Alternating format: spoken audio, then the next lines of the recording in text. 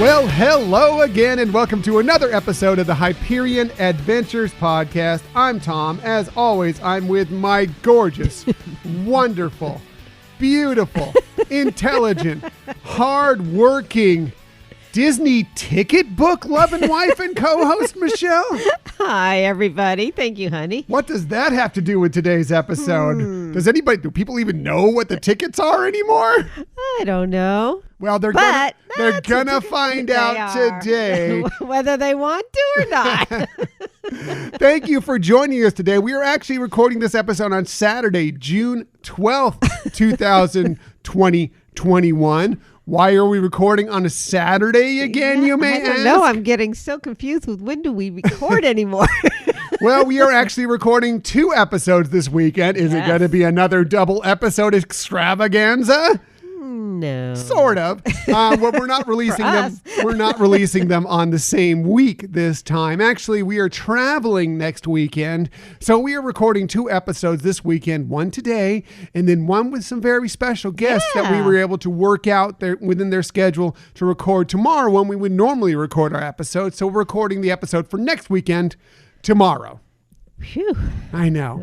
A lot of work this weekend, but it's going to be all worth it. We're traveling. We're going to have a lot of fun, and we're going to have a lot of fun with today's topic and tomorrow's topic with those special guests. That's right. Looking forward to, well, both, but especially getting together to talk with some very great people. Right, and we'll tell you who those special guests are at the end of the episode. So you'll want to stick around all the way through this. Thank you for joining us today. In the future, you can find us most everywhere you get podcasts. However, the very best place to find us is on our own website, HyperionAdventurespodcast.com. And while you're there, we'd love for you to sign up for our newsletter. Please sign up for the newsletter. It's just another way to be involved in the Hyperion Adventures podcast world. We get a lot of input from you first.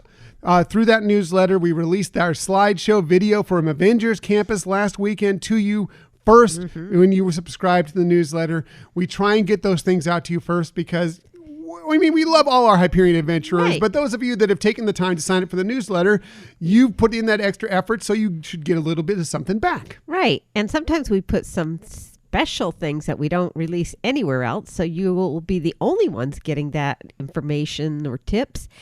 And we want to reassure everybody that we do not do anything with that email except use it for us to send you the newsletter. That's it. Well, we don't need to spread it around to anybody else. Nope. It's just for us. We just want you to be more involved in our Hyperion Adventures podcast world. Another way to be involved in our Hyperion Adventures podcast world is to follow us on social media. We have a lot of fun out on social media, and we hope that you will get involved with it.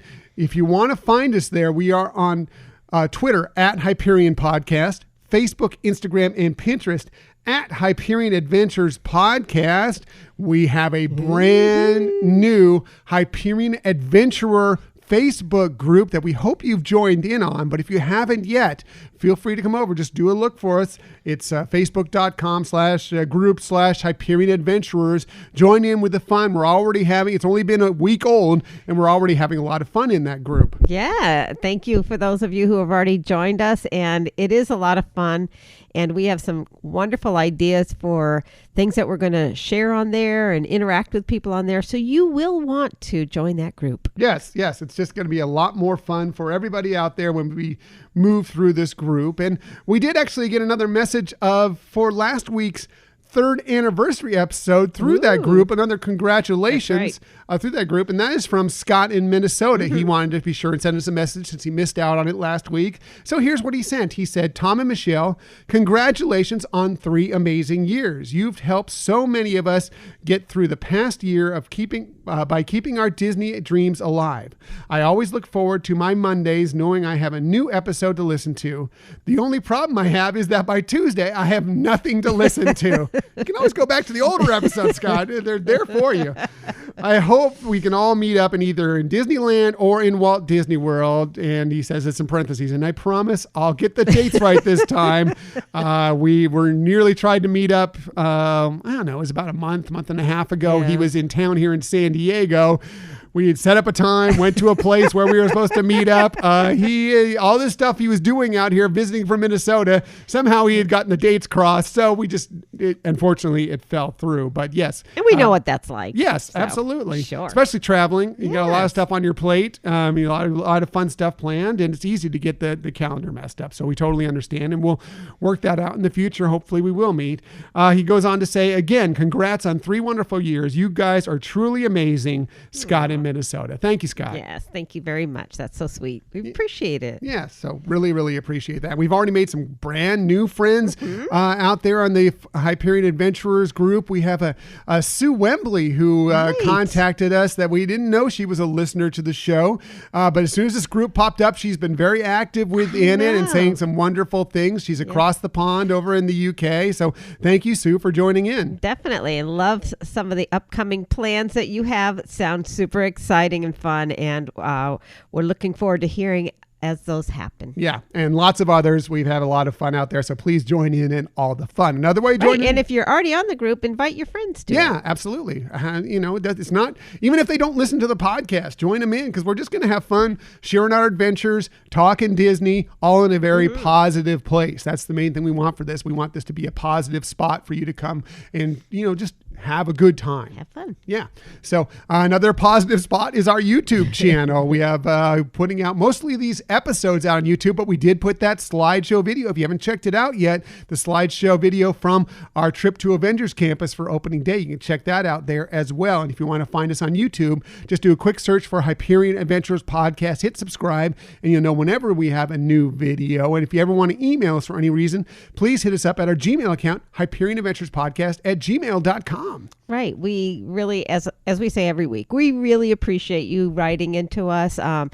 It's amazing how many wonderful, warm things we get. It's just so great. But really, if you have any questions about any of our episodes or any of the information we're relaying, or you would like us to talk about something, feel free. We want this to be a podcast that interests you as well. Yes, absolutely. Please hit us up, and we want to know what you think, what you have to say about the show. So one more thing I want to get to, a reminder, we brought this out. It was big news last week. We have launched our Patreon page, so you can join a membership with the Hyperion Adventures podcast. Help us out with some of the costs we're getting here throughout the show. Help us upgrade some of our equipment so our show can be better as we move forward. Flourish. And then we hope so. Hope you'll join in with that. And we have a lot of great perks if you want to sign in for that, with tiers starting as little as $2 per month. I'm not going to focus on it every single week because I don't want this to be all about getting money into the show, but we would appreciate the help. However, one thing we are planning on doing every single week, because this is part of the perks, is giving our Patreon member of the week shout out. Yeah. And this week's goes to the very first person who signed up for a membership, and that is Tony, the Disney dad from the formerly Disney Discussions podcast. Tony's been a huge supporter of this show and a great friend for so long. And Tony, thank you very much for being our first member of the Hyperion Adventures podcast Patreon group. Right. We really appreciate it. And we've always been big fans of yours. For just you and your family are wonderful, and we appreciate your continued support. It's awesome. For sure. And if you want to come on and support us as well, just go to patreon.com/Hyperion Adventures Podcast, and you can find out which tier fits for you. We have lots of great perks out there, and we'd love for you to come on board. Right. And if you have any questions about it, send us a little note in our email. Absolutely. And if you have any suggestions on how we can kind of boost those things up, we'd be happy to do that as well. So as for today's show, we have lots of stuff for you this week, including we received news about several food options that will soon once again become available in the Disney parks on both coasts. We'll talk a lot about that. And yes, today we're continuing our countdown to Walt Disney World's 50th birthday, but there's also another virtual way to check out the anniversary celebration and history of a different Disney park, even with a peek ahead to what's to come for that park. We'll tell you how you can check that out as well. But let's get to our main topic of the week.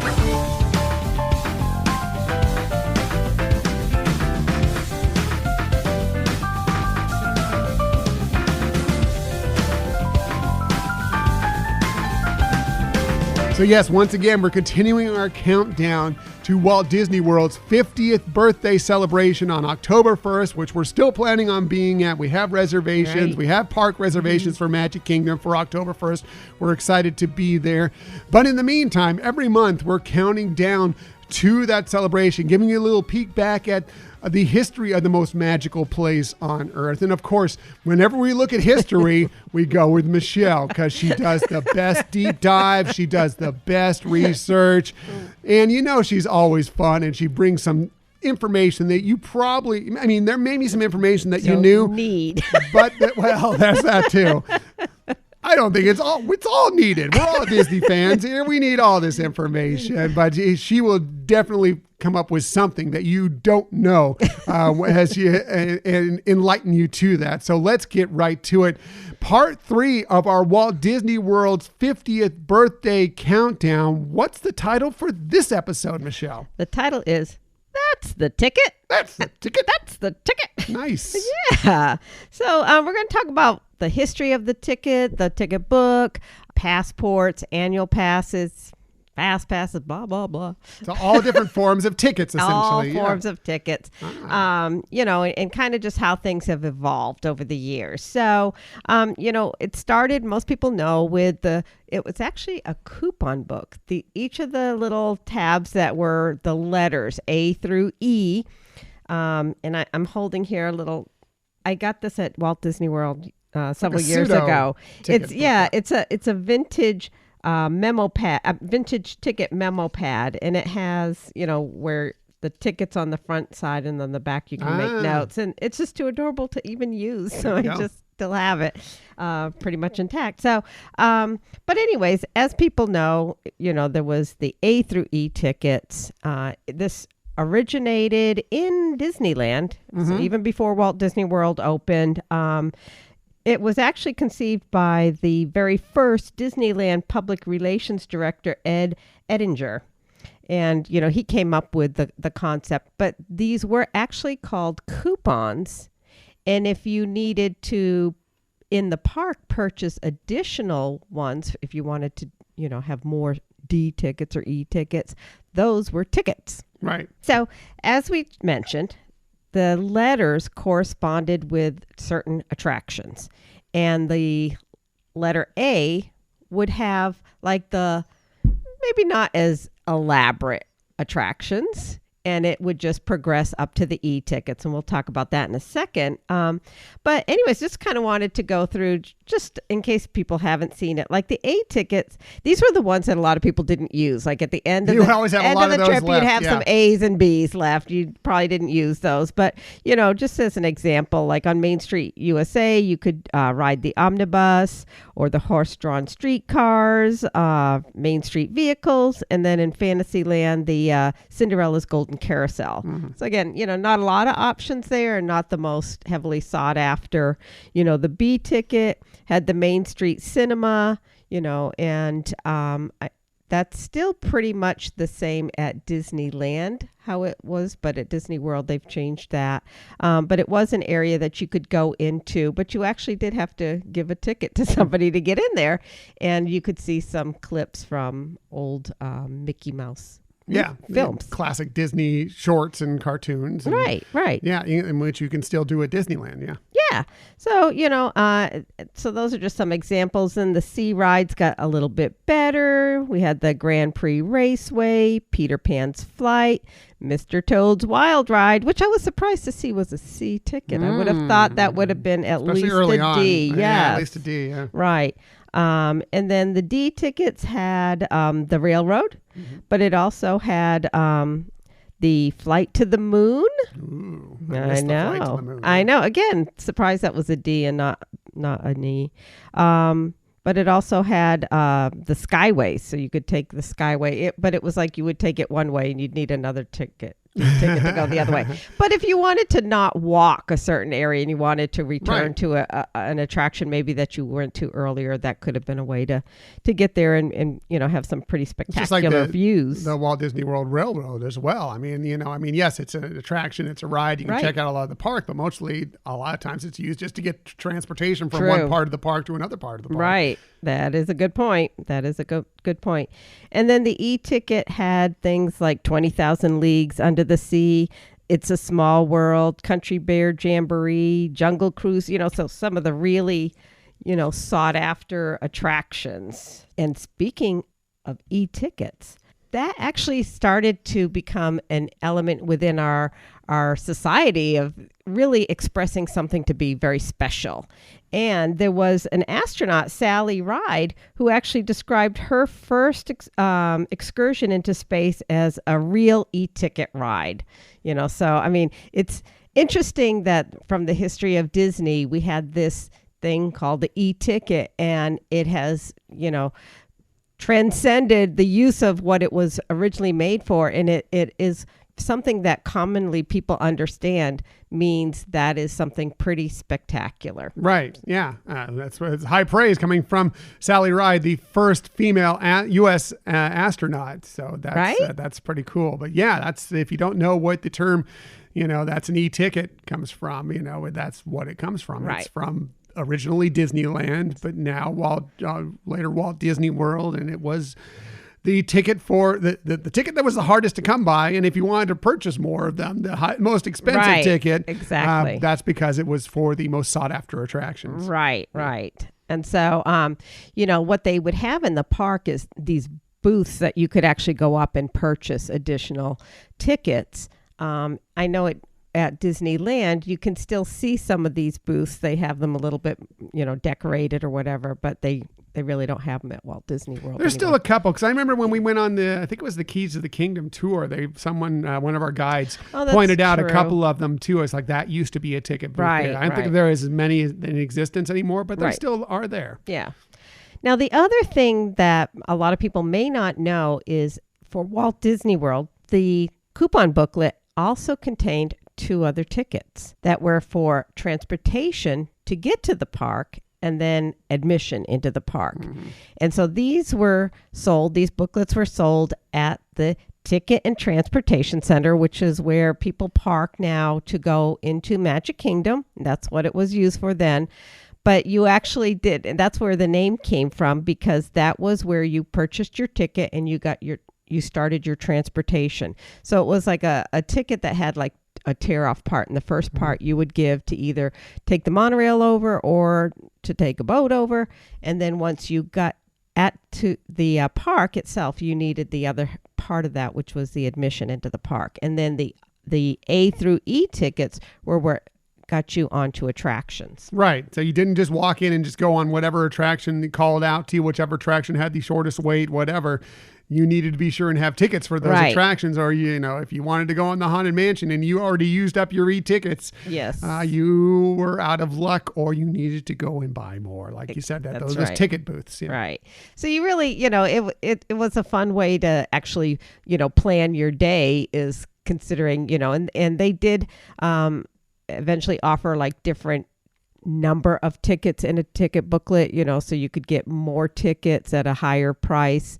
It would have, a few more of the E or D or whatever. But anyways, that was another option. But it was a fun way to try to plan. I mean, I was little, but I remember the ticket booklets at Walt Disney World, and they were pretty cool. Me too. I remember at Disneyland, and I remember when it was a big deal when they got rid of them at Disneyland, when it was like, whoa, they're going to do what? You're paying one price, and you're getting in, and you get to go on all these rides. But man, the price went up significantly, because what they depended on was the fact that, you would go into the park, you'd pay this one price. It wasn't that expensive to get into the park with these tickets, but then they relied on the fact that once you got in there, you may want to buy more of these E, D tickets, maybe even the C tickets, to go on some of these more sought after attractions. So they would get a little bit more money in that way. But now they later decided, no, this isn't the way to go. Let's do the overall thing. And I'm sure you're going to talk a little bit about that. That's a perfect segue heading into the next part, which is the all-inclusive passport.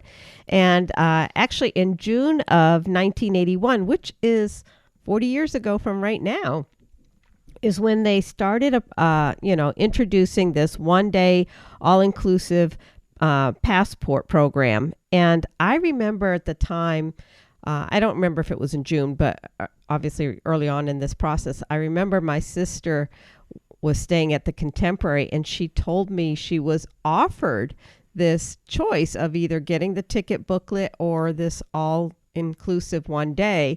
And, she said it was kind of pricey, but she thought she'd give it a try, and, and ended up really liking it because you didn't have to worry, do I have enough tickets or whatever.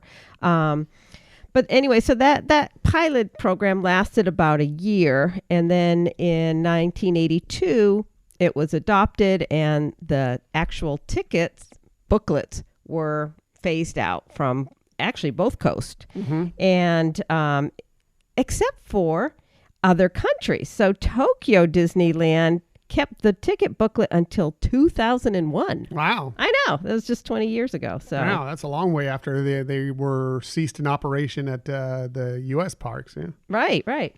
So, I remember talking to my sister, and she was describing that it was actually a ticket, this like card stock ticket that was with string on it, and you would tie it to your to your clothing, like on a button or, right. purse or something like that, to be able to show when you wanted to get into an attraction that you had that. So Disney haven't figured out yet that they could sell those lanyards that would make so much money for them later on. If only they know then what they know now.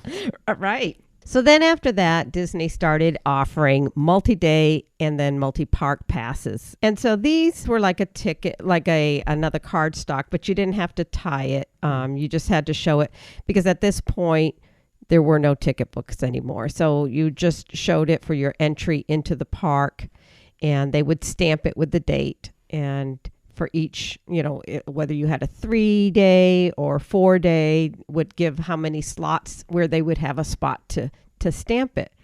And these were initially offered to be used forever. Like if you were going on a trip and you were going to go 2 days into the park and you had an extra day or two left on your ticket, you could come back at another time at another year and use that. But what happened in Florida, especially, is they would have these, not so ethical travel agents. What? I know. That's crazy. All the travel agents we know are very ethical. I don't know what you're talking about. I know. And I have nothing against travel agents, but these were people who were really, I don't know. There's always someone They weren't really to... travel agents as much as they were, promoting themselves to be that. And what they would do is they would actually seek out and purchase from people tickets that weren't completely used up. Mm-hmm. So whether they had 1 or 2 days left on it, they would buy it from them at a really discounted price and then sell a package deal to somebody else using those tickets, because again, it didn't have an identifier. It just had a stamped date. And so Disney, after a while, caught on to say, this isn't really what it was intended for. And, it's a third party now getting money for additional days. And so what they ended up doing is having it as it is now, where when you have a multi-day pass, it has an expiration from when the pass is started for use. Mm-hmm. So... Which is good for a trip, but not so good. Like if you live in town and you want to use it up, you need to use it up. If you don't buy an annual pass and you want to use it up, you can't start going in May and then go again in October because it'll be done by that point. Right, exactly. Yeah. So, and from there, then Disney went on to offering the annual pass. And actually, it was first introduced at Walt Disney World on September 28th in 1982. So I guess it was kind of around the same time. Yeah. Same time, just a few months after the all-inclusive pass was adopted completely. Now, with those annual passports that they were selling, they would take your picture and laminate it onto a card. So that's what you would present, and it would have on there what the expiration date is and stuff. And I still have a couple of my old, from the 90s. I look different. Really? Short hair. Still lovely as always, I'm sure. I don't know about that. And then in 2010, on March 11th of 2010, Disney actually offered what they called the Premier Passport. and it provided entrance to both coasts of the United States parks, so Walt Disney World and Disneyland. It also included the water parks, the ESPN Wide World of Sports complex, Disney Oaks Trail Golf Course, and it had some extra perks to it. So it had no blockout dates. It was a park hopper. It provided free parking, discounts to food and store items, PhotoPass downloads, and Max Pass, which we're going to talk about in a little bit as well. Yeah. So that was the last pass we had for Disneyland before they put us into the legacy pass holder category. We had a premier pass since we were going to Walt Disney World and Disneyland, obviously several times a year. We went ahead and kicked down for both. And so that is the last, right, as of right now, and who knows what changes with Disneyland's membership program, but our last annual pass that we may have for Disneyland might have been that premier pass. Right. I remember we had splurged on that in 2019 because before it actually worked out cheaper to get separate annual passports as long as you weren't getting the top of the line for each coast. At that point, then it was pretty much the same. So yeah, you're right. In 2019, we were planning trips on both coasts. It was when Galaxy's Edge opened and we had big plans to do that. We didn't know if there was going to be some soft openings, offered for premier pass holders. Or if you would get a little bit of an extra, like, they did with Disney Cruise when you were more of a, the higher you were at Platinum, that maybe you had, because it was a reservation system for Galaxy's Edge on the West Coast to begin with. So you had to get in and get these reservations. We weren't sure if they would open it up, like a day earlier for someone who had like a premier passport or whatever. So we went ahead and did the numbers, and it was close enough that we decided to go for the premier passport. Right. And some of these perks you see on annual passes now, for example, parking and, the discounts on food and the photo passes. So it's just having that premiere just felt like you own the world. I know. Braggy. We never brag on this show. I know. Just every week. But that was one that was funny to show off because people would be like, "Ooh, you have the big pass." I know. And with annual passes as well as other multi-day passes, you can always upgrade them, and that's I think what we ended up doing. We had a annual pass that had started not too long before that, and we said, okay, let's just upgrade to the premier. Yeah, when we went to the park and upgraded it. Right. But that's not where tickets end in the history of Disney. And by the way, we're still waiting to hear when they will start selling annual passes for Walt Disney World again. You can renew currently. We renewed not that long ago. Not at premiere, obviously, but we did renew not that long ago. So we still have our annual pass. Hopefully soon here we'll be hearing news of when new annual passes will be sold. Because I really believe that they're not going away. They will be sold again. And it'll be interesting to see at Disneyland what they do with their program there. Right. So it's interesting that, Disneyland talking about, how they're really going to restructure. And we've seen a lot of different programs offered, even when they had the annual pass for Disneyland, mainly for locals, how they would have different levels of things where you could do more seasonal visits and have more blockout dates, things like that. Exactly. So, but other tickets were required throughout the history of Disney World. One of the most famous one is the Very Merry Christmas Party. That is a ticketed event and a sought out one for sure, and something that people looked forward to as kind of traditions for their families.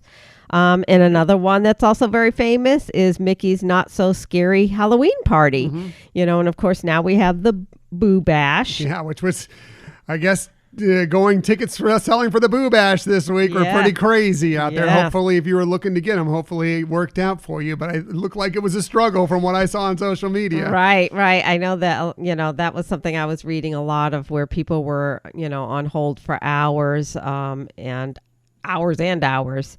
But they did add some new dates. Right. So I think it was like 5 Sundays were added to be offered. So I think that's going to help as well. I did hear that Halloween completely sold out. I'm sure. Yeah, which was, that was the high price one. That was the Right. $199 per ticket one. Right. That one completely sold out. And by the way, seeing everybody on hold and doing this gave me flashbacks to waiting to try and get the Disney Wish just a few weeks ago. We were Right. trying to book that because we went through a similar thing trying to get on with the Disney Wish and get our reservation all processed for that. So Sure. we understand what you were going through out there. Right. Well, I mean, it is interesting how, like you're saying, it's just everybody's wanting to do something and wanting to do something fun. And that's what they're offering us, right? Exactly.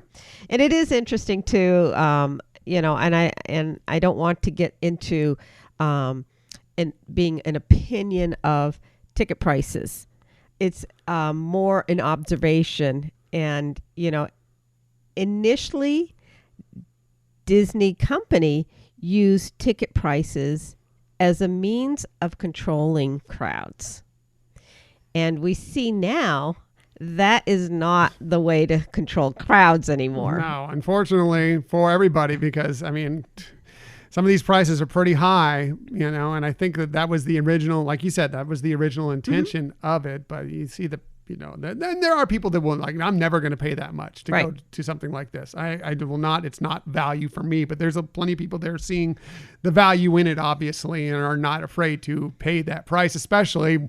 I think another thing goes into this Boo Bash thing is that it's the first big ticketed event since the pandemic's been going on.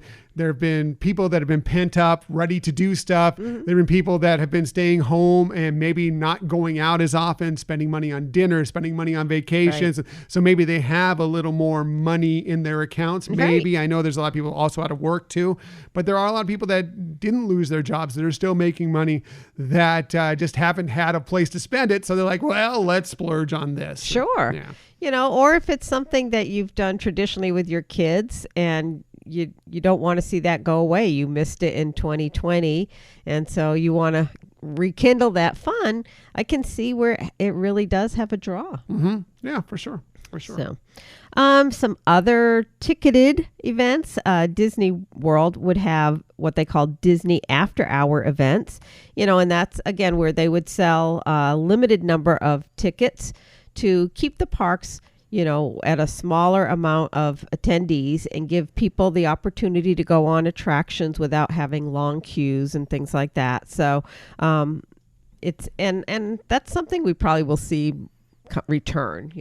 Yeah, one of those that we've attended is the DVC member Moonlight Magic, which is always a lot of fun for all the DVC members when you can get in there and do that at the various different parks. When they have those open up. I'm hoping that we can see those coming again before too long, for sure. Yes. And this is really about Walt Disney World and the countdown to the 50th anniversary. But I did want to mention that, Disneyland also did offer ticketed events.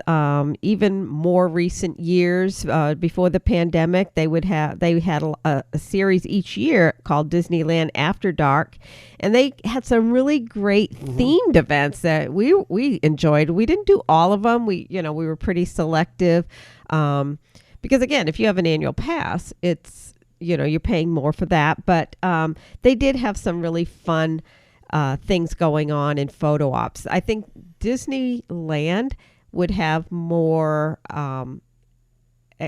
entertainment that went with the theme rather than just having the park open for attractions. And I think we would see people participate in more of those type of things with the after hour. Yeah. events. The very last Disney ticketed event that we attended was 80s night at Disneyland After Dark. And that was a party happening. Yes. There were people dancing. There's the DJ. There was an 80s band on one of the Tom Sawyer rafts going around, floating around near Tom Sawyer Island. I mean, it was a lot of fun. It was a lot of fun for sure. And didn't you like when they had the Valentine celebration after hours?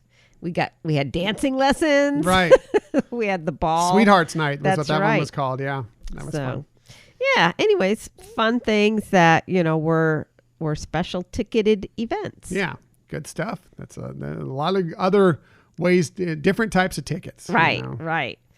So, I felt like this topic couldn't go without mentioning some other things sort of ticket-ish. Okay. And that would be fast passes, max passes, and virtual queues.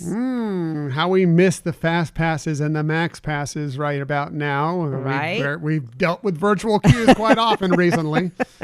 And it wasn't that long ago. We remember, what fast passes were, where you actually, for Walt Disney World, you had an ability to make 3 advanced fast passes for a park on a given day, and give you a return time. You had an opportunity to select return times and things. So that was something that was really great. It worked a little differently at Disneyland. Disneyland had more of a one fast pass, and you went to the location to actually where the attraction was.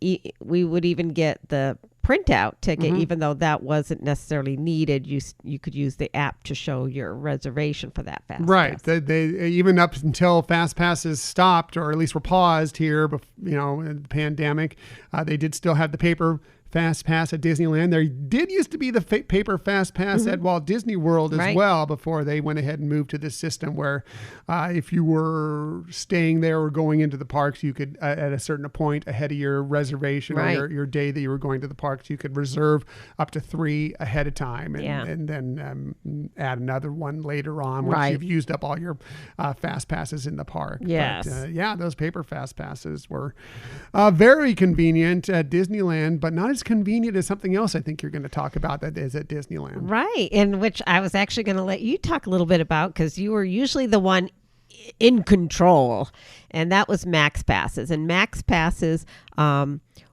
going to talk about what they were, but if you had a premiere, or even if you had an annual Disneyland that was in a higher level or higher tier, the max pass was included. Otherwise, it was an add-on fee for the day, which in some cases may be great if somebody wanted to say, I'm going to go and add this and have this ability. But I could also see for people who were there with a large family or whatever, adding 10, and then it did increase eventually, dollars a day could become pricey. But yeah. Why don't you go into Max Pass? Yeah, so Max Pass may come into play here for Walt Disney World. There's a lot of rumors around that there may be something on the bubbling out there that may happen similarly at Walt Disney World coming up soon. But this was something that was at Disneyland that we used with we came with our premiere. You could also, for any annual pass at Disneyland, you could add it on for an additional fee, either out front, or you could add it on whatever day. And it was kind of, adding it on per day was not a bad thing, because maybe you go in one day in the park and you're not planning on doing a lot of attractions. So, you don't have to pay that $10 per person per day, for the entire trip. But maybe where there was that one single day that you wanted to do a lot of attractions, then maybe that's the day you go ahead and splurge on the $10 per day. Plus, you also got Photo Pass along with the Max Pass as well for that day. So if you're going to take pictures as well, it all played into it. But it was just an easy way of, rather than going to the location, getting the paper Fast Pass, going whatever, that is, you could, before you entered the park or when you're in the park, you could go on there and find out what attractions were available at what times, reserve your group on there, and you have your Fast Pass right on your phone essentially, or on your annual pass. You could scan it on your annual pass as well. And that would be the easy way. And then as soon as you scan that one, you could be in the queue, the Fast Pass queue, waiting for that attraction and start looking ahead. Or if you had a couple of hours time difference between when you made that one, you could do the same thing. You needed, I think it was either an hour and a half or 2 hours in between when if you used them, it was fine to go ahead and go for the next Fast Pass, next Max Pass, Fast Pass. Or if it was that much time in between when you first got that pass, you could go ahead and get another one. So, but it was just really convenient to be able to just go through the day. As soon as you used it up, you'd start looking at what was the next thing you could do. And if you had a park hopper, you could do it for both parks. You could be at Disneyland and getting a fast pass over for Disney California Adventure, or vice versa. So you still had the paper fast passes. You could still use those just fine, no extra charge, but it just was a little bit more convenient on those days when you wanted to do a lot of attraction. You're right. You're absolutely right. The Max Pass, you were just paying for convenience of having the same ability to do a fast pass. And even though we've said how Disneyland Resort and Disney California Adventure Park are very close and you can go back and forth between them, you certainly didn't want to do that over and over and over throughout the day. So, well, especially just to get a fast pass for something that might not be something you would get on for another hour and a half or something. Right. Going over to do that, grab the fast pass, and then walk all the way back over to Disneyland. Right. The Max Pass really was a convenience feature that you're paying for to have the app actually capture the fast pass for you versus your feet doing it. Yeah, it was just convenience. But and like I said, yes, it was $10 per person for the whole day to do that, to at least for everybody you wanted to get in within those fast passes. But you did get that photo pass, right, which was another benefit yes. on top of that, rather than paying for, because you could pay for that separately. Right. But if you want to get some pictures taken too, that's kind of helpful as well. Right. So, and then the last one that falls under that category is the more recent, the virtual queues. That started in December of 2019. Do you know what it was initially used for? Yes, I know, because we did it in December of 2019. That was Star Wars Rise of the Resistance. When they first started it, you had to be there, right, checked into the parks before you could try and get it. Remember the rush right, of people trying to get there, the concern of getting to the park in time when right, they became available, and being in and making sure you're scanned in through the tap styles or whatever it was to get through there. And then not only you got through there, then you still had to hope that you could get it on your phone when you were doing it. It was a lot more stressful then. Not that it's not stressful now, right, as you're trying to do it. but you can be more comfortable. It's a little easier now, yeah. I know, that's right. Yeah, you had to be there actually before the park opened. So, you knew you had to get up early, and you weren't, well, I guess after that, you could be there for a rope drop, but your purpose was usually just to be there inside the park. And I remember we used to try to find some strategic locations, mm-hmm, so you weren't next to a lot of people and could, have the best off the Disney Wi-Fi, right, because that can be a lot of people trying to use the Disney Wi-Fi, taking the bandwidth up, that can right, be trouble as well. So I always suggest this when you're trying to get these, and we've been pretty successful with it so far, is to go ahead and use your data from your phone. That tends to work best for us anyway. Right. Try and be not in a crowded area where, mm-hmm, there's a lot of people trying for the same thing you are, because that's going to take up some bandwidth as well, depending on what your service is, and just be ready to go. I mean, you can't even think about it. You basically need to swipe down. As soon as you hit that join button, you hit it, and then you hit OK. Right. And you hope that your group is together, because if you try and look and see if everybody that's in your group is right, included in there, you probably missed out. Right. It's really, really fast. So you just have to kind of hope that everybody that has that, the one benefit now is that because of the park reservation process, if you're all linked on your account, right, everybody that has a park reservation in your group that is linked with your account during that day will be highlighted automatically for you, as long as it's in the same park. So if you're going to Disney's Hollywood Studios, everybody who has a park reservation that is linked to your account will automatically be there when you try and do that. So now, if you have a bunch of people linked to your account that you don't want to be going with you on the attraction, that could be an issue.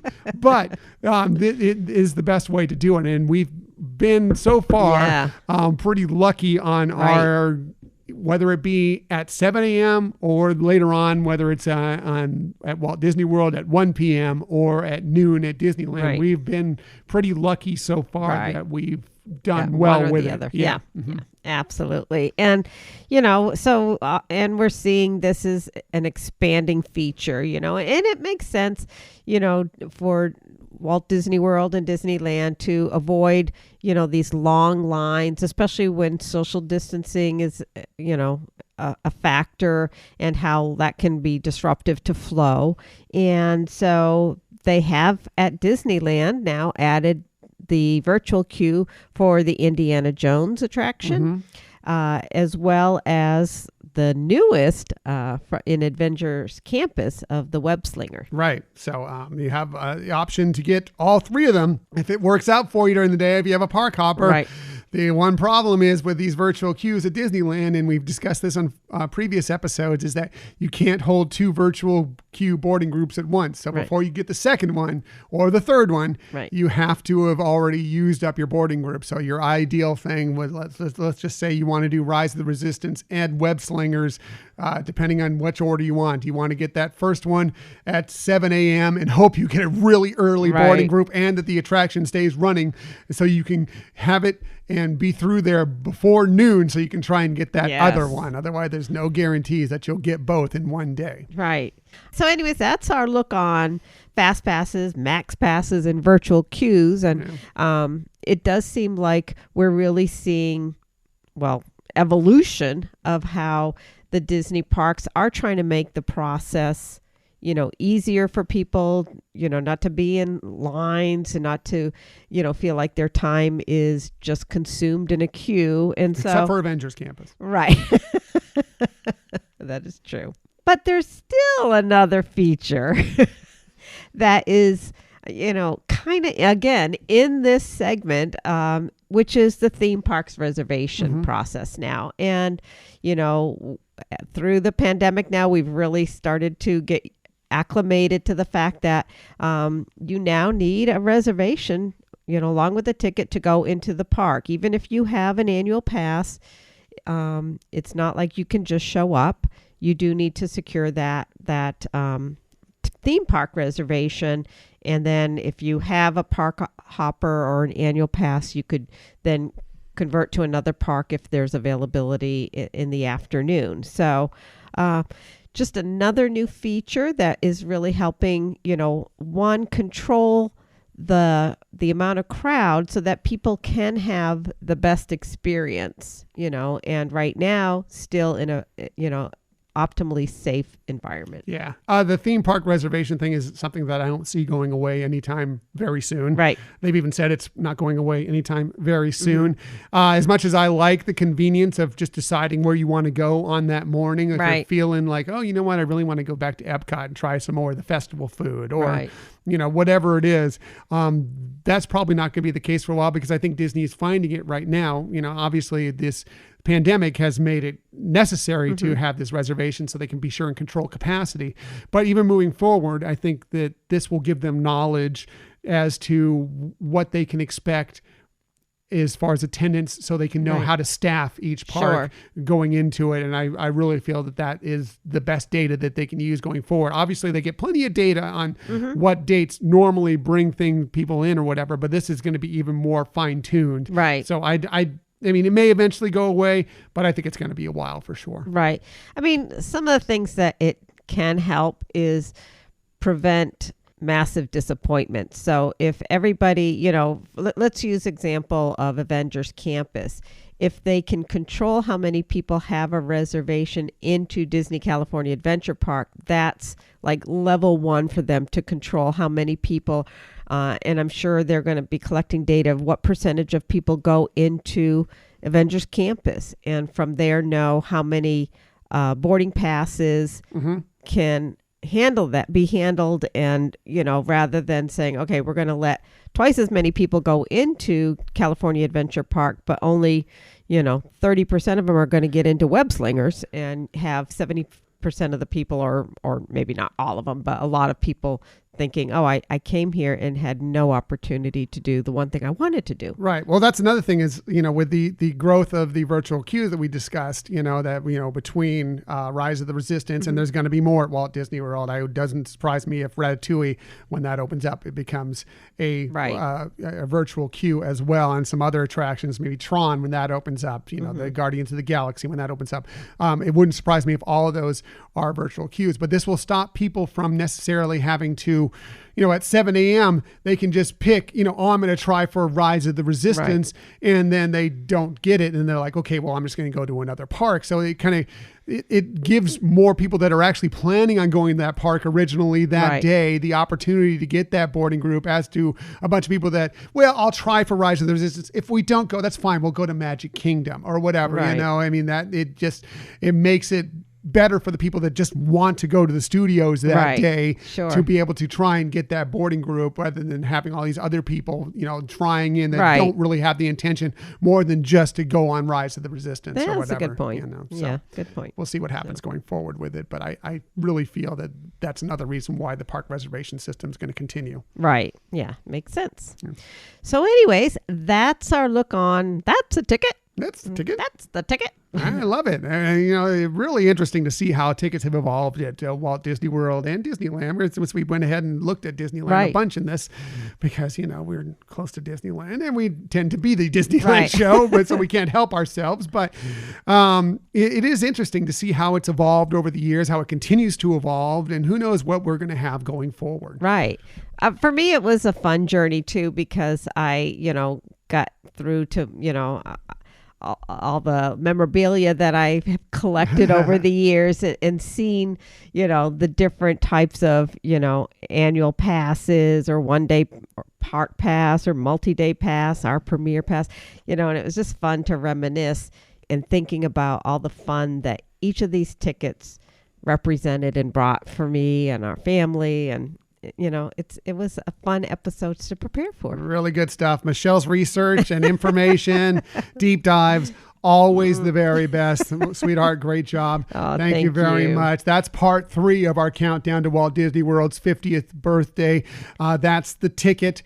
So we're halfway through now. We have 3 months left until we get to October. We'll have July, August, September, October 1st is when the big day happens. And so we have 3 more parts to this coming, and I can't wait to find out what Michelle is going to dive into next. Yes. I think our next one is Room with a View. Oh, interesting. Mm-hmm. What does that have to do with? I'm guessing hotels, but we'll wait and see. But again, if you have any questions or, just want to add some input to anything we talk about in some of these episodes, maybe even just memories that you have from some of these things that we discussed at Walt Disney World or Disneyland, please hit us up at our Gmail account or on social media. Yeah, we'd love to hear about your experiences as well. Right. So again, that is our part 3 of our countdown to Walt Disney World's 50th birthday.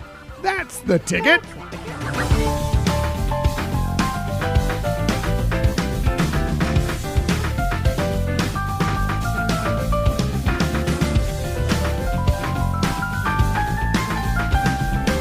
Again, sweetheart, wonderful job. Always does a fantastic job. Always learn things that I didn't know. Lots of stuff in there that I did not know about the tickets at Walt Disney World as we were progressing through this. Very kind. I hope you learned some things as well. So let's get to our Disney stories of the week. I do have a couple for you this week. Not a lot, but I do have a couple for you this week. And I'm going to start with, we received news about several food options that will soon once again become available in the Disney parks on both coasts. I know. Yum. Yeah, this from the Disney Parks blog will start at the Disneyland Resort since it's close to home for us. Mm-hmm. And it opened more close to this time. It wasn't that long ago actually that it just finally reopened. So the Disney Parks blog says, I know travelers at Disneyland Park have missed sipping on fuzzy tauntauns and listening to DJ Rex Rocket. Well, all you bounty hunters, smugglers, and galactic travelers will be happy to know that Oga's Cantina will once again open on June 17th, coming up here very soon, with bookings available on June 14th. That's this week. That's Monday. That's when this episode drops. That's tomorrow. Who knows when you're listening to this? That will be very exciting because we've missed Oga's Cantina here on the West Coast. Oh, I know. It's it's fun still going into Galaxy's Edge and visiting Batuu, but yes, you're right. We missed it. Yes, I'm missing Fuzzy Tauntaun. I love the tingly lips from the Fuzzy Tauntaun. I'm looking forward to having one again sometime relatively soon. So moving on, planning to visit Disney California Adventure Park? You can soon get your fix of plant-based potato flautas or indulgent French toast at the Lamplight Lounge Brunch, opening on July 9th with bookings available again on June 14th. That's Monday. Right. I know. We were talking about that not too long ago, how much we love the brunch there and really miss it. And so excited to hear that it's coming back. I love all the meals at the Lamplight Lounge. It's one of my favorite spots in any Disney park that we've been to grab a meal. But there's something about the brunch there that is really special to us. Yes. It's really, really good. It's available only on Fridays, Saturdays, and Sundays right now. Brunch is. The restaurant's open the other days, but the brunch is only open those days. But the breakfast / lunch, sort of with a Mexican, Hispanic flair to it, a mimosa flight. Right. It's just so good and just a wonderful way to have your late morning, early afternoon meal. Right. You've captured it very well. So, moving on, want to dine al fresco with a plate of delicious spaghetti aglio olio accompanied by a perfect glass of wine at Wine Country Trattoria? Yes. Well, then plan a visit when it opens up on June 17th with, again, bookings available on June 14th. That's Monday. Wow, that's going to be a busy day on Monday for people. Yeah. I think we were looking at something for some of our trips that we had just gone on. And I remember when the reservations for, I think, Blue Bayou restaurant opened up or whatever, and you went on there just to see what was available or whatever. The al fresco tasting terrace for legacy members. That's right. It was a crazy morning trying to get reservations. So be prepared for that on Monday. But it's good news that there's more dining options coming very soon. It's very exciting. Yeah. Here are a few more Disneyland Park openings and offerings that they're excited to share. The Tiki Juice Bar is opening on June 17th. That's where you get that Dole Whip. I mean, you can still get it over at the, why can't I think of the name of it now? Tropical Hideaway. Right. You still can get it over at the Tropical Hideaway, but now the traditional place right in front of the Enchanted Tiki Room, that's where you can get that, and that's opening up. Docking Bay 7 Food and Cargo will be opening on June 17th as well. All these are opening up on June 17th. Right. Alien Pizza Planet also opening up, and Rancho del Zocalo Restaurante, if you're looking for a little Mexican food over at the Disneyland Park over in Frontierland, you can pick some up there as well. So that's all great news. That is all great news. And it's great to hear cast members are coming back and the park is going to be expanding what they're offering, and it's so wonderful. Right. By the way, all this stuff tied in with the fact that here in California, they're finally dropping the COVID restrictions that have been on this state on June 15th on Tuesday. That's the date when they've decided, okay, we've done this long enough. We need to get businesses going consistently again. Enough people in the state have been vaccinated, whatever. So they're dropping the mask and a lot of the other restrictions on that date, including some more indoor dining availability or whatever. Now, remember, and Disneyland has not announced this yet, Walt Disney World has, that Walt Disney World, you now, as of June 15th, will not have to wear a mask anywhere. If you're vaccinated. If you're vaccinated. Now, that doesn't count transportation. Transportation, you still will have to wear a mask. But anywhere in the queues, the restaurants, whatever, if you're vaccinated, you don't have to wear a mask. If you're not vaccinated, you should be wearing a mask. And by the way, even if you are vaccinated and you want to wear a mask, that is just fine. There's nothing wrong with that. Don't let anybody shame you. And don't shame anybody who decides they want to wear a mask. It's all your personal opinion on what you want to do. Right. That's something, at my work that we've talked about, that even once the mask requirements, are lifted, that, probably seasonally, it's not a bad idea to have masks in certain conditions or situations where you're around a lot of people. Yeah. Flu numbers are as lowest as they've ever been this year because of that. Everybody, doing more, washing their hands better, wearing masks, doing that stuff. So probably a pretty good idea to go ahead when you feel like there could be that concern to go ahead and wear that mask. Keep those masks around. It can't hurt you. Exactly. Back to the topic here. I just went off on a little tangent there, but back to the topic. Moving to the stuff that's opening up at the Walt Disney World Resort dining-wise here in the next several months.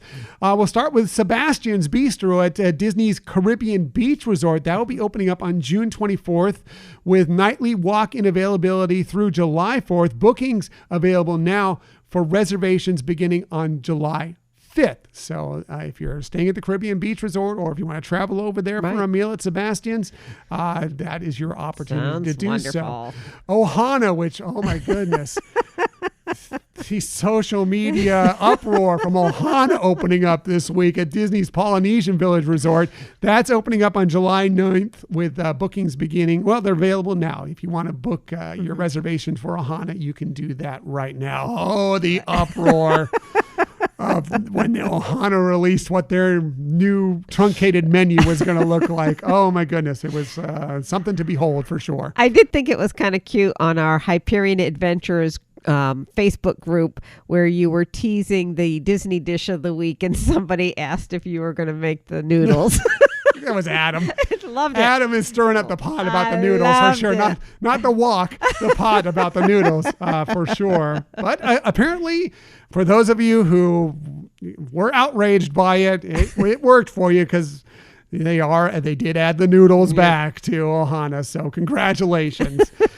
Moving on, finally, one more. Tusker House Restaurant at Disney's Animal Kingdom Park will be opening on June 20th, and bookings for that are also available now if that's something that interests you. Right. So I know a lot of families will be very happy about that. Yeah. So some great new dining options, reopening, coming back. We're gradually getting there, slowly but surely. We're getting back to many of the things that we've been missing over these many, many, many months, which seems like forever. Yes, it does. Moving on. Yes, today we continued our countdown to the Walt Disney World's 50th birthday, but there's also another way to check out the anniversary celebration and history of another Disney park and even a peek ahead of what's to come, all virtually. We'll tell you a little bit about that. This from D23.com. You can celebrate Shanghai Disney Resort with D23, the official Disney fan club, and Walt Disney Imagineering with their Magical Milestones series, marking some of the biggest Disney park anniversaries in brand new ways for Disney fans around the globe. Nice. Lots of cool stuff in this virtual event that they're going to have coming up here.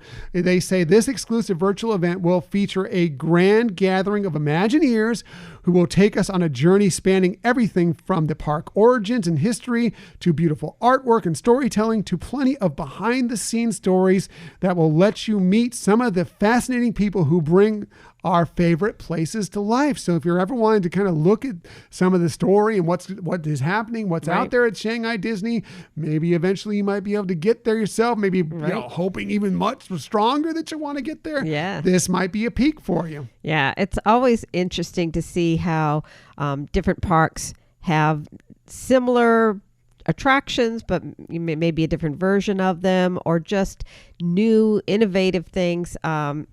Shanghai being so new, talk about innovation and high tech. I mean, they own it right now. Yeah, for sure. So moving on with the story, they say the second in the celebratory series marks the 5th anniversary of the Shanghai Disney Resort, hosted by Academy Award nominated director Leslie Iwerks. Nice. You may remember her from the Imagineering story and many other things that she's done as well. They'll go far back before the grand opening 5 years ago to explore the earliest history of the groundbreaking resort with a roundtable discussion featuring Wing Chow, star of The Mandalorian, Doris Woodward, who is a retired Imagineer and the resort's senior director and producer. By the way, Wing Chow is also a Disney legend. He's just someone in the Mandalorian, but it was interesting to see him in the Mandalorian. He's one of the people, he's a retired Imagineer, was a big person behind the development of Disney Cruise Line, by the way. Howard Brown, general manager and site portfolio executive of Walt Disney Imagineering in Asia, and Bob Weiss, president of Creative and New Experience Development of Walt Disney Imagineering. Together, they'll pull back the curtain on what makes Shanghai Disney Resort authentically Disney, distinctly Chinese, that's a quote, and with the inside story of the resort's development, unique designs and influences, favorite memories, and more. It's going to be great, and I know that, if you're thinking you'll never go there, and sometimes I think that too, but, will we get there? I don't know. But anyways, it is always interesting to hear some of the things that they have. It's just like, I liked how that quote, distinctively Disney. What is it? It is authentically Disney, distinctly Chinese. Yes. I think that captures a lot of the essence of things that they have, and really exciting. Yeah, really cool stuff. And what a panel to listen to out there. And they're going to have a lot of other people who are tied in with it as well. They're going to appear. But here was the thing that called out to me specifically. The journey is just beginning as they'll take a look at the first 5 years and into the future from Disney's Pixar Toy Story Land to incredible entertainment that includes the new Mickey's Storybook Adventure and Nighttime Spectacular Illuminate, all culminating in the extraordinary 5th anniversary celebration. Plus, D23 members will get a special sneak peek at the all-new Zootopia themed land. We love Zootopia. Right. I'm excited to find out more about that land. Yes. Because I hope that's something that eventually will make its way to the States as well. Right, yeah. So, as D23 members, I guess we'll have that opportunity. I happen to have already signed us up for it. Yes, this special panel will premiere Wednesday, June 16th at 4 p.m. Pacific time and will be available until Friday, July 9th at 11:45 p.m. Pacific time. If you are a D23 Gold member, this is a complimentary event. You'll just need to go to the D23.com and sign up for it to get your access code. If you are a D23 General member, which is the free version, you don't need to pay a cent for that. However, you will have to pay for this event. It will cost you $10 plus a $1.50 processing fee. But if you want to check it out, $11.50 to see all this interesting stuff, not a terrible price. Maybe it'll convince you, maybe I want to become a gold member, is another perk involved in it. So anyway, that's a great way to check it out. And I'm excited. We're signed up for it. We're excited to check it out for sure. And we'll talk about it. And we will definitely talk about it. So that's it for the Disney Stories of the Week. However, we never leave you without giving you some sort of tip that might help you on your next vacation. And we always start with Michelle. One, because she's gorgeous, wonderful, intelligent, hardworking. She does the best deep dive. She does the best research. She has the best lists. She always has the very best tips as well. So let's get right to it. Here is Michelle's tip of the week. Thank you. Well, I'm going to keep it short, but it is about tickets since that was the topic, and actually this information comes directly from Walt Disney World's website, but they said they do continue to honor all unexpired theme park tickets that have remaining admission days. And, if you're really not sure whether or not it is available, we have actually a couple phone numbers that you can contact them. One is you can go to guest relations at the parks, but you could call 407-939-1289 or 407-566-4985. Give those numbers again, just so okay, sure. Grabbing a pencil can write it down. Good idea. So both of them are 407 area code numbers. 939-1289 or 566-4985. And it is interesting, and I know we do have one actually, but I don't know. I'm kind of thinking we might just keep it. But it is interesting that you can have a pass that may have been purchased decades ago and still be valuable enough, whether you could use it for, depending on what it is, like a full day pass that you could get into a park. It may have restrictions, like park hopper might not be available unless it says that.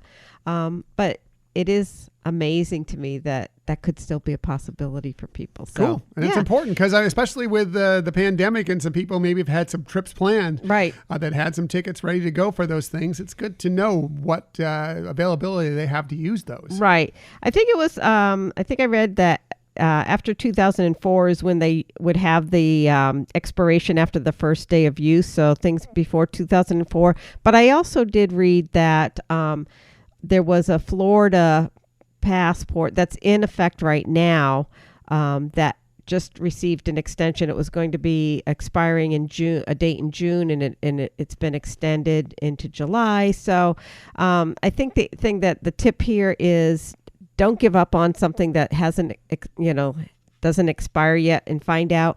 You can work with them, the ticket people. They can help you make sure you get things linked so you can do your park reservations, etc. So just remember, it could still be there for you. Yeah, we've received some great help from a lot of people at Guest Relations, Disney cast members who are always fantastic that have helped us with different ticket issues that we've had, including some things on this last, was it our last trip or the trip before? I think it was the last trip where we had to go to Guest Relations a couple times to the park.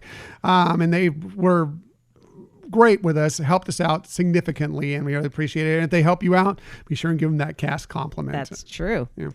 Speaking of that, I guess that would be a good thing to mention here. One of the things that we did experience is we had a resort reservation, and when we were trying to make a park reservation, it was pulling our profile from the fact that we had a park reservation, and it was saying something wasn't available, but annual passes, it was available, and it wasn't recognizing the annual pass over the resort reservation. So like you said, talk to Guest Relations and they can help you with that situation. Yeah. Easy to do if you're there at the parks already, to go to the Guest Relations booths, or like you, Michelle, with those phone numbers, you can just call them up and they will be happy to help you as well. Exactly. So Michelle's tip, always the best tip.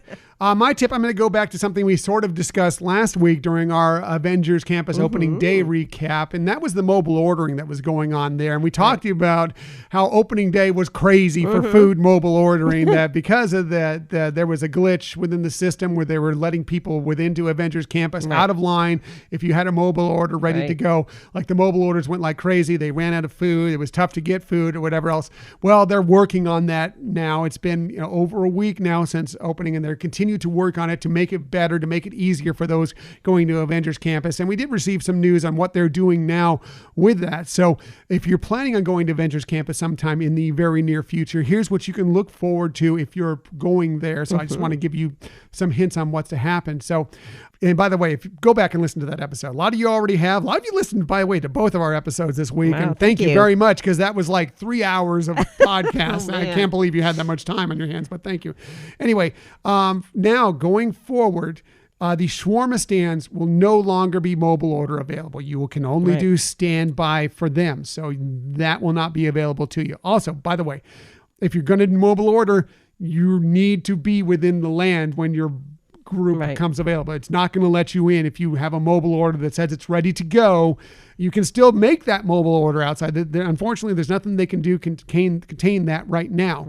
But if your mobile order is ready to go and your window's up, it's not going to let you into the land. So you need to plan that out. Either you need to know you're going to be in the land when your mobile order window becomes available, or you need to already be in the land, which is the best thing to do. Now, before, the mobile orders, like I said, on opening day, they were sold out early on. Well, now they're releasing them every 2 hours throughout the day for Pim's Test Kitchen. So, if you couldn't find a window at 10 a.m., you may be able to find one at noon. You may be able to find one at 2, whatever, because they will be releasing them throughout the day. There's still the standby lines if you decide to do it that way. But if you're looking to mobile order them, they're kind of releasing them in smaller groups and smaller doses now. So you'll have that opportunity throughout the day. It won't be all going very early in the morning. And then if you show up, you get in the land later, you have no way to mobile order. Yeah. So. Well, and that makes sense too, because since it does still allow people to mobile order who aren't going to be able to enter the land, they need to be able to maybe control that as well and not run out of food at a certain time. Right. So they're working on it. They're still trying to make it better for everybody. It's going to be crazy for, at least probably a couple months, if not longer, trying to get into Avengers Campus, getting the food. It's just a very popular land. We loved it very much. Listen to that episode where we talked all about it. But yeah, just know that they're working on it to try and make the experience as best as they possibly can. By the way, one interesting picture I saw this week, and this really won't be a spoiler for Loki, but by the way, we love Loki. Yes. The new series, the first episode, loved it very much. But the day after, or maybe it may have been the day of that series came out, instead of Loki being in his traditional garb, the God of Mischief garb, he was in the garb he's wearing with some of the, the guards around him. in the land. So they're like immediately went into what they didn't even hesitate, didn't wait till farther in the series. Like, we're going directly to this series on day one. I think that's spectacular. Yes. I can't wait to see them do more as Avenger Campus moves forward with all these movies coming out, Black Widow coming out, more series coming out on Disney Plus. It's exciting stuff. Oh yeah, it's great, and it's they just keep making us want to go more and more. Yes. I love it. It's really cool. That picture was really, really cool. Yeah. So anyway, that's it for this week. Next week, well, we're recording tomorrow, this episode, as a matter of fact, and we're very excited about it. We've been having a lot of fun, as you just heard, talking a lot about Marvel over the last few weeks, including the opening of Avengers Campus, the debut of Loki on Disney Plus. Well, we thought we'd continue that fun with some of our other superhero-loving friends. Keenan and Rachel from Part of Our World podcast will be joining us as we get together to count down our 5 favorite Marvel comedic moments, the funny moments within these movies that make them, make Marvel kind of different than a lot of other franchises that are out there. Right. Now, it's a fun topic. It's been fun to research it and remember, and trying to narrow down to 5. Yeah, like we narrowed it down to 5, like we always do. And Keenan and Rachel are such fun people. If you haven't listened to them, they've been on our podcast before. We've been on theirs, and they're just really warm, wonderful people, and it's going to be a blast. It's gonna be a lot of fun. We're looking forward to recording them tomorrow and then dropping that episode next week when we're out of town for you. So that's going to be a lot of fun. So we hope you come along with us on that exploration of the Marvel Cinematic Universe. We appreciate that you joined us today. In the future, you can find us most everywhere you get podcasts. However, the very best place to find us is on our own website, HyperionAdventuresPodcast.com. And while you're there, we'd love for you to sign up for our newsletter. Please sign up for the newsletter. Just another way to be involved in the Hyperion Adventures podcast world. Another great way is to follow us on social media. We're on Twitter at Hyperion Podcast, Facebook, Instagram, and Pinterest at Hyperion Adventures Podcast. We do have a brand new Hyperion Adventurers Facebook group where we're planning on having a lot of fun with you all out there. We hope you'll join in with that fun as well. So do a search for that and join up with that group. No restrictions on it. Just come on in. As long as you're a positive person, you want to talk about Disney in a positive way, we're there for you. We're going to be your landing spot. We are on YouTube. Hopefully you're checking out some of the stuff we're putting out there on YouTube. Just do a quick search for Hyperion Adventures Podcast, hit subscribe, and you'll know whenever we have a new video. And if you ever want to contact us for any reason, please hit us up at our Gmail account, HyperionAdventuresPodcast@gmail.com. That's right. And the other thing we ask is to please tell a friend about our podcast. Yep, it's the best way to share that you like this podcast. Let people know that they might like it as well. And if you have a little more time, give us a rating. If you have even a little more time, give us a review. It'll help us in so many ways. But that's it. Thank you for listening to another episode of the Hyperion Adventures Podcast. We look forward to sharing some time with you again next week. Until that time, I'm Tom. I'm Michelle. And we hope that you have a magical week. Bye.